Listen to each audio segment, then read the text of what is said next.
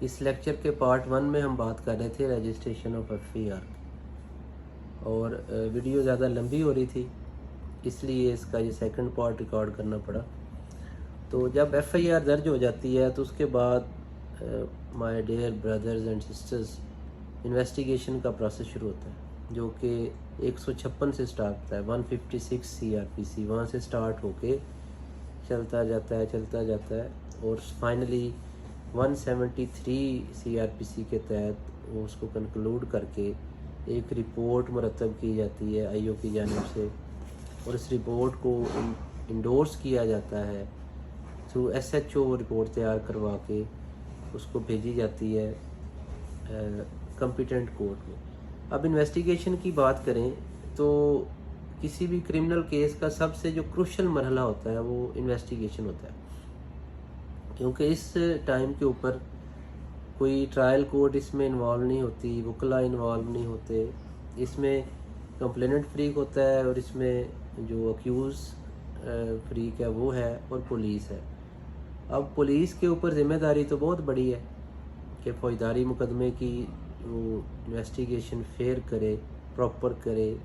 اور اس کا ایک ہی مقصد ہوتا ہے انویسٹیگیشن کا، کسی کو گناہ گار یا بے گناہ لکھنا مقصد ہرگز نہیں ہوتا، قانون کی یہ منشا نہیں ہے۔ انویسٹیگیشن کا ایک ہی پرپز ہے کلیکشن آف ایویڈنس، کہ جو allegation, set of allegation float کیا گیا ہے تھرو فرسٹ انفارمیشن رپورٹ یعنی کہ ایف آئی آر، اس کے مطابق انہوں نے ایویڈنس کلیکٹ کرنی ہے کہ پتہ چلایا جا سکے کہ اس میں حقیقت کیا ہے۔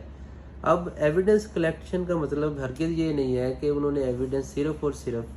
کمپلیننٹ کے لیے کلیکٹ کرنی ہے یا صرف کمپلیننٹ کی بات سننی ہے، مدعی کی بات سننی ہے۔ تو کلیکشن آف ایویڈنس کا مطلب یہ ہے کہ جتنی بھی ان ایلیگیشنز کے متعلقہ انفارمیشن ہے، چاہے وہ ملزم کے حق میں ہے یا مدعی کے حق میں ہے، یا وہ ان دونوں کے حق میں یا خلاف نہیں ہے لیکن کیس کے لیے پراپر ہے، تو اس نے وہ ساری کی ساری انفارمیشن گیدر کرنے کے بعد اس کو انویسٹیگیشن کا حصہ بنانا ہے اور رپورٹ پھر سبمٹ کرنی ہے۔ نارملی ٹرینڈ یہ چلتا ہے، زیادہ تر جو ہینیس نیچر کے افینسز ہیں جیسے مرڈر ہے، ریپ کیسز ہیں، ابڈکشن کے کیسز ہیں، یا نارکوٹکس کے مقدمات ہیں، تو ایکس پارٹی سی پروسیڈنگ کر کے جو ایلیگیشنز ہیں بہت کم ریلیف دیا جاتا ہے ملزم سائڈ کو، کبھی مل بھی جاتا ہے اگر کوئی آنیسٹ پولیس آفیسر آ جائے۔ تو انویسٹیگیشن کو ایسے لکھ کے ایک اسٹیریوٹائپ سا انہوں نے بنایا ہوا طریقہ کار اس کو بھجوا دیتے ہیں۔ انویسٹیگیشن کرنے والا کوئی اور ہوتا ہے، لکھنے والا کوئی اور ہوتا ہے، تو یہ سارے کے سارے وہ لیپسز ہیں جو کہ آپ کو with the passage of time جب آپ پریکٹس میں پریکٹیکلی آ جائیں گے تو پتہ چلے گا۔ تو انویسٹیگیشن کو کمپلیٹ کر کے اس کا ہرگز یہ مطلب نہیں ہے کہ انویسٹیگیشن جب ہو رہی ہے تو اس وقت بالکل اس میں کوئی کسی جوڈیشل آفیسر کی یا جج صاحب کی انٹرونشن نہیں ہے۔ تو جو ایریا میجسٹریٹ صاحب ہوتے ہیں، actually he is the supervisor of the investigation, تو جتنا بھی پروسیس ہے اس سارے کی نگرانی میجسٹریٹ صاحب کر سکتے ہیں۔ عام طور پہ ہم یہ سمجھتے ہیں کہ میجسٹریٹ صاحب کا کام ہے دوران تفتیش، اگر کوئی ملزم ریمانڈ پہ پیش ہو جائے تو اس کا ریمانڈ دے دیں یا نہ دیں، یا کسی کو ڈسچارج کرتے ہیں۔ یہ ایک علیحدہ ٹاپک ہے جس کو کس دن ہم لمبی چوڑی اس پہ بحث کریں گے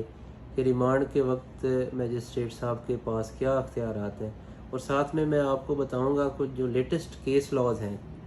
آنریبل ہائی کورٹ اور اگست سپریم کورٹ آف پاکستان کا اس ریمانڈ کی سٹیج کے اوپر۔ بہرحال میجسٹریٹ صاحب از دی انچارج آف فور انویسٹیگیشن، وہ دیکھ سکتے ہیں کہ یہ انویسٹیگیشن ٹھیک ہو رہی ہے نہیں ہو رہی۔ میجسٹریٹ صاحب ریمانڈ سٹیج کے اوپر offense ایڈ بھی کر سکتے ہیں، ڈیلیٹ بھی کر سکتے ہیں، اور وہ بیان عام طور پہ 164 کے بیان جو آئی او کی درخواست پہ لکھتے ہیں وہ بھی انویسٹیگیشن کا حصہ ہے، 164 کے بیان تو وہ انویسٹیگیٹنگ آفیسر کی درخواست کے بغیر ڈائریکٹلی بھی ریکارڈ کر سکتے ہیں۔ وہ ملزم کے بھی طرف سے کسی گواہ اگر کوئی آنا چاہے عدالت میں اس کے بیان بھی لکھ سکتے ہیں، وہ کنفیشن بھی لکھ سکتے ہیں۔ کنفیشن 164 کے دو حصے ہیں، power to record the statements and confession, تو وہ کنفیشن بھی لکھ سکتے ہیں ملزم کی اگر کوئی قبال جرم کرے، اور اس کی اسٹیٹمنٹ بھی لکھ سکتے ہیں۔ اسٹیٹمنٹ میں عام طور پہ وکٹم کی اسٹیٹمنٹ لکھی جاتی ہے جو ریپ کیسز ہیں، مائنرز کے لکھے جاتے ہیں، اور بھی اغوا کے ابڈکشن کے کیسز میں اسٹیٹمنٹس لکھی جاتی ہیں، اس پہ وہ ایک پورا پروسیس ہے، اس کے پیچھے پوری ایک سیریز آف ججمنٹس ہے جو آپ کو بتائیں گے۔ تو انویسٹیگیشن کی بات کو کنکلوڈ کرتے ہوئے کہ دوران تفتیش جو میجسٹریٹ صاحب ہیں، کنسرنڈ ایریا میجسٹریٹ صاحب، ہی از دی انچارج آف دی انویسٹیگیشن۔ تھانے میں تو وہ جا کے نہیں بیٹھ سکتے، لیکن اس کو سپروائز کر سکتے ہیں اپنی سپروائزری جورسڈکشن کے تحت۔ اور کیونکہ میجسٹریٹ صاحب کے پاس 4-5 قسم کی ہوتی ہیں اختیارات، جوڈیشل، ٹیریٹوریل، اور اس کے بعد جتنے بھی ایگزیکٹو میجسٹریٹس بھی ہوتے ہیں جو علیحدہ کام کر رہے ہوتے ہیں۔ تو یہ انویسٹیگیشن جب کمپلیٹ ہو جاتی ہے تو اس میں آئی او صاحب فورینزک لیب کی بھی مدد لے سکتے ہیں، فنگر پرنٹس ایکسپرٹس جو ہیں ان کی بھی مدد لے سکتے ہیں، جو کھوجی ہیں ان کو بھی آن بورڈ لیا جا سکتا ہے، سی ڈی آرز بھی جو ڈیٹا وہ نکلوایا جا سکتا ہے، جی پی ایس لوکیشن نکلوائی جا سکتی ہے، جیو فینسنگ کی جا سکتی ہے، پولیگرافک ٹیسٹ کروائے جا سکتے ہیں، اس کے علاوہ ڈی این اے ٹیسٹ کروائے جا سکتے ہیں، 164 کی اسٹیٹمنٹ کروائی جا سکتی ہے۔ تو یہ سارے وہ پروسیس ہیں جن کو اڈاپٹ کرنے کے بعد یہ کنکلوڈ کیا جاتا ہے کہ اس مقدمے میں ایویڈنس کیا ہے اور یہ مقدمہ کس طرف جا رہا ہے۔ جب ساری انویسٹیگیشن کمپلیٹ ہو جاتی ہے تو ایک ٹیکنیکل ورڈ ہے چلان، چلانی ضمنی۔ یہ چلان کہیں ورڈ یوز تو نہیں ہوا سی آر پی سی میں کسی جگہ تھے، لیکن یہ چل گیا ہے، تو ایک چلانی ضمنی لکھی جاتی ہے۔ میں آپ کو یہ بھی آئندہ لیکچر میں بتانا چاہوں گا کہ ضمنی کیا ہوتی ہے، ضمنی اندرونی کیا ہوتی ہے، ضمنی بیرونی کیا ہوتی ہے، اور اس میں اسٹیٹمنٹس وغیرہ کیسے ریکارڈ کی جاتی ہیں۔ تو یہ جب ساری تفتیش وہ سمجھتے ہیں کہ مکمل، ویسے عام طور پہ چلان جو ہے 14 دنوں کے اندر مرتب کر کے بھیج دینا چاہیے، لیکن یہاں پہ تو مہینوں لگا دیتے ہیں، بعض اوقات 2 سال تک چلان کچھ جرائم کا، کیسز کا نہیں آتا، اپلیکیشن دے کے منگوانے پڑتے ہیں۔ تو جب یہ ہو جاتا ہے تو پھر یہ جو رپورٹ انڈر سیکشن 173 170 زواد فے کے تحت یہ رپورٹ مرتب کرتے ہیں، جس کو چلان کہا جاتا ہے۔ اس کے چلان کے ایکچولی وہ جو رپورٹ ہے ایک اسپیسیفک اس کا پرفارما دیا گیا پولیس رولز میں بھی کہ اس کو کیسے مرتب کرنا ہے۔ تو پہلے اس کے 7 خانے، 7 اس کے کالمز ہیں۔ پہلے کالم میں مدعی کا نام لکھا جاتا ہے، دوسرے کالم میں بلیک پینسل کے ساتھ ان لوگوں کا نام لکھا جاتا ہے جو کہ بے گناہ ہوئے یا جو بندے اشتہاری ہو گئے، پیش نہیں ہوئے، پھر وہ ریڈ پینسل کے ساتھ لکھا جاتا ہے۔ اس طرح اس کے 7 کالمز ہیں جن میں کیس پراپرٹی کی تفصیل بتائی جاتی ہے، جو بندے بیل پہ ہیں ان کی تفصیل بتائی جاتی ہے، اور کیس پراپرٹی کا مطلب یہ ہے کہ جو چیزیں دوران تفتیش قبضے میں لیے گئے ہیں۔ اور پھر اس کے بعد جو اس کا کالم نمبر 6 ہے اس میں بتایا جاتا ہے کہ ہم کون سے گواہ عدالت میں پیش کر کے اس کیس کی سپورٹ میں ثابت کرنا چاہتے ہیں۔ اور کالم نمبر 7 میں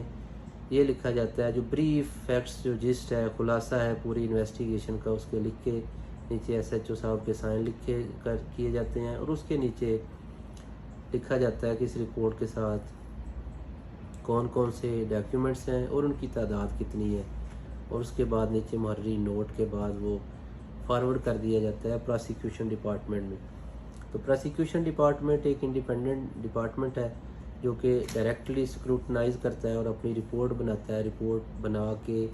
کہ کیا یہ ٹرائل کے قابل ہے کیس یا نہیں ہے، تو اس کو پھر بھیجا جاتا ہے ٹرائل کورٹ میں، میجسٹریل کورٹ میں بھیجا جاتا ہے۔ اگر تو وہ ٹرائیبل بائی دی میجسٹریٹ صاحب ہے تو وہیں پہ ٹرائل ہو جائے گا، لیکن اگر وہ اوفینسز جو اس رپورٹ میں لکھے ہیں ٹرائیبل بائی دی میجسٹریٹ صاحب نہیں ہے تو وہ ان کو بھجوا دیں گے میجسٹریٹ صاحب سیشنز کورٹ میں، سیشن جج صاحب کے پاس بھیج دیں گے، پھر وہ کسی ایڈیشنل سیشن جج صاحب کو اس کی انٹرسٹمنٹ کر دیں گے۔ تو نیکسٹ لیکچر میں ہم یہ سیکھیں گے کہ ہم نے انویسٹیگیشن سے بڑھ کے ٹرائل کیسے سٹارٹ کرنا ہے اور چارج وغیرہ کیسے فریم ہونا ہے۔ بہت شکریہ۔